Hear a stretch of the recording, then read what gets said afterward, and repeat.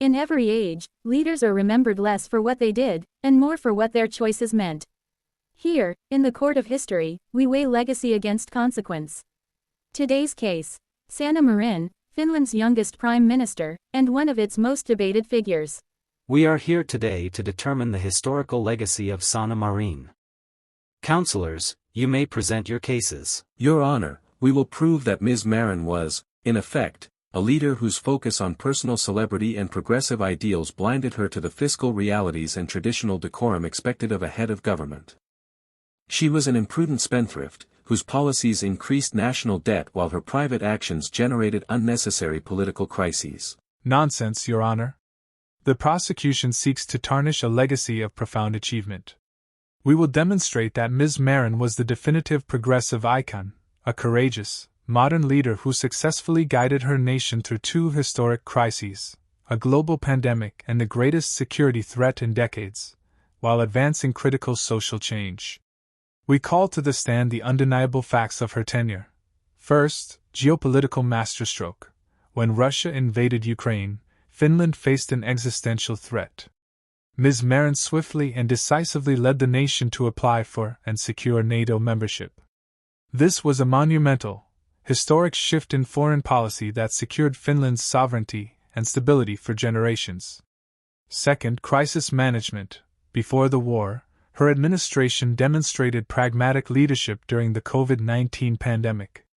Finland's clear health measures resulted in relatively low infection rates and minimal economic disruption compared to its European neighbors. She was a competent crisis manager who put public health first. Third, modernizing leadership. Ms. Marin was a global symbol, the world's youngest prime minister, leading a coalition where all 5 party leaders were women. She championed climate action and social equality, raising Finland's profile and showing the world what modern leadership looks like.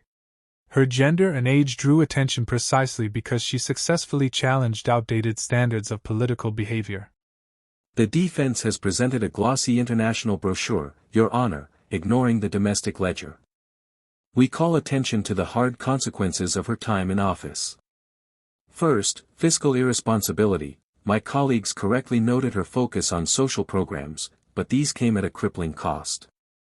Ms. Marin's government oversaw a significant increase in public debt and budget deficits. She engaged in profligate overspending that jeopardized Finland's long-term economic stability, a concern the public recognized when they voted her party out in 2023. Second, compromised decorum. We must address the matter of the leaked private party videos. While the defense dismisses this as private life, a prime minister must uphold a certain standard.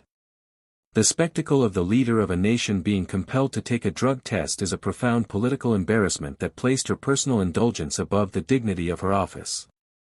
Third, celebrity distraction. Ms. Marin's focus was too often on her own brand.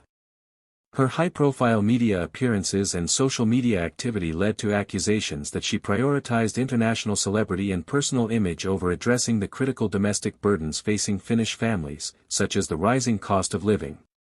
She was more a political influencer than a dedicated stateswoman. Your Honor, context matters. Yes, debt rose, as it did across Europe during the pandemic. But those expenditures shielded Finland's economy from the collapse others faced. Stability has a price, and history often judges those who refuse to pay it far more harshly.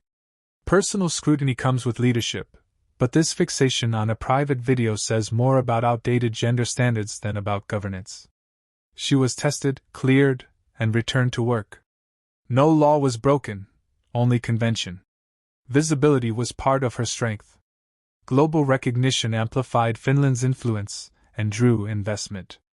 She didn't chase the spotlight, she used it to project a modern national identity. Counselors, you have argued your cases with conviction. The evidence has been presented, the words recorded. But verdicts in the court of history are never final. They evolve with time, memory, and perspective. This session is adjourned.